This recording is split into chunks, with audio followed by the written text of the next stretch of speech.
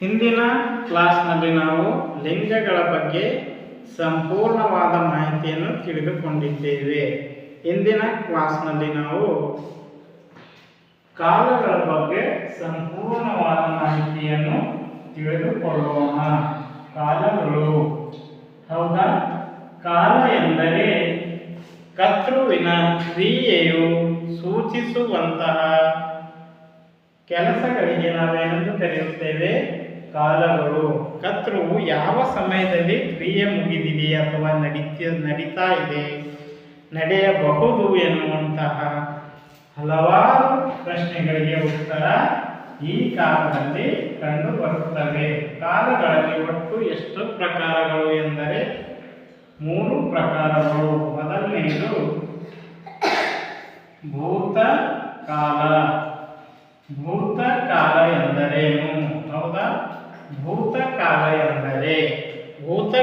ಎಂದರೆ ಕರ್ತೃವಿನ ಕ್ರಿಯೆಯು ಮುಗಿದು ಹೋಗಿರುವ ಸಮಯವನ್ನು ಸೂಚಿಸುವಂತಹ ಎಲ್ಲ ವಾಕ್ಯಗಳು ಅಥವಾ ಪದಗಳಿಗೆ ನಾವು ಭೂತಕಾಲ ಎಂದು ಕರೆಯುತ್ತೇವೆ. ಭೂತಕಾಲಕ್ಕೆ ಉದಾಹರಣೆಯು ರವಿಯು ಚೆನ್ನಾಗಿ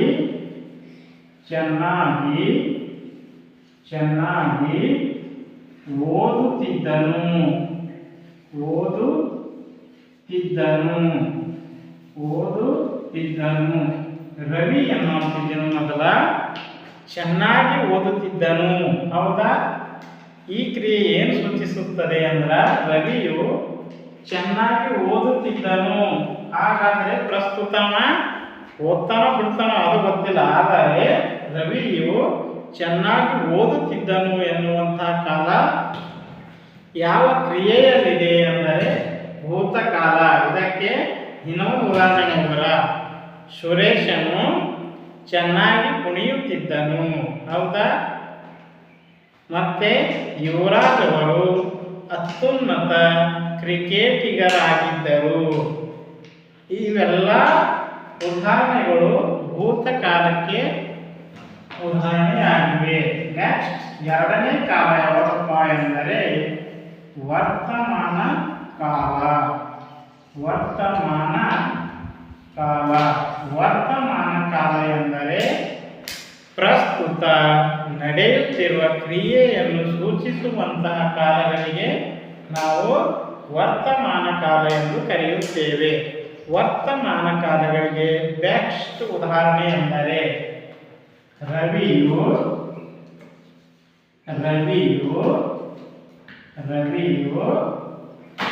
ಓದುತ್ತಿದ್ದಾನೆ.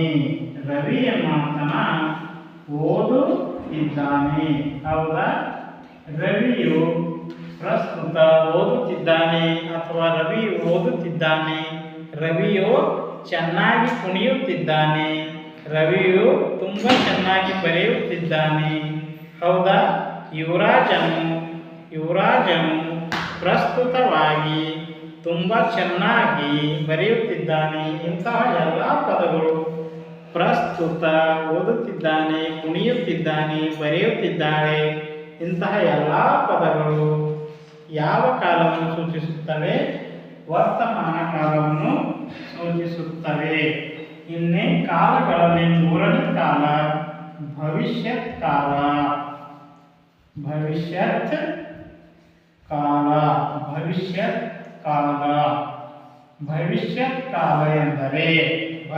ಕಾಲ ಎಂದರೆ ಮುಂದೆ ನಡೆಯಬಹುದಾದ, ಮುಂದೆ ಕರ್ತೃವಿನ ಕ್ರಿಯೆಯು ಮುಂದೆ ನಡೆಯಬಹುದಾದ ಅಥವಾ ಸಂಭವವಿರುವ ಕ್ರಿಯೆಯನ್ನು ಸೂಚಿಸುವಂತಹ ಕಾಲಕ್ಕೆ ನಾವು ಭವಿಷ್ಯತ್ ಕಾಲ ಎಂದು ಕರೆಯುತ್ತೇವೆ. ಕ್ರಿಯೆ ನಡೆಯಬಹುದು ಅಥವಾ ನಡೆಯದಿರಬಹುದು.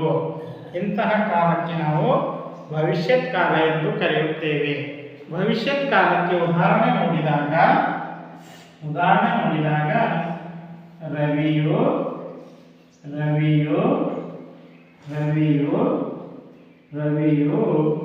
ಮುಂದೆ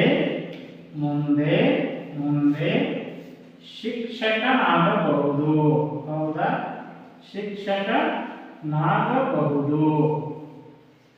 ರವಿ ಏನ್ ಮಾಡೋಣ, ಮುಂದೆ ಶಿಕ್ಷಕನಾಗಬಹುದು. ಇಲ್ಲಿ ನಾಗಬಹುದು ಅಥವಾ ಆಗಬಹುದು ಇಂತಹ ಪದಗಳು ಬಂದಾಗ ಅದು ಭವಿಷ್ಯತ್ ಕಾಲದಲ್ಲಿ ಇರಬಹುದು. ಇಲ್ಲಿ ನೋಡ್ರಿ, ಭವಿಷ್ಯತ್ ಕಾಲ ಅಂದರೆ ಇಷ್ಟೇ ಸಿಂಪಲ್ ಆಗಿ ತಿಳ್ಕೊಳ್ಳಿ. ಮುಂದೆ ಅವ ಆಯ್ತಾನೋ ಅಥವಾ ಬಿಡ್ತಾನೋ, ಹೌದಾ? ಇಂತಹ ಕಾಲಗಳು ಸೂಚಿಸುವಂಥ ಕಾಲಗಳಿಗೆ ನಾವು ಭವಿಷ್ಯತ್ ಕಾಲ ಎಂದು ಕರೆಯುತ್ತೇವೆ. ಇನ್ನೊಂದ್ಸಲ ಕ್ವಿಕ್ ಆಗಿ ನೋಡ್ರಿ.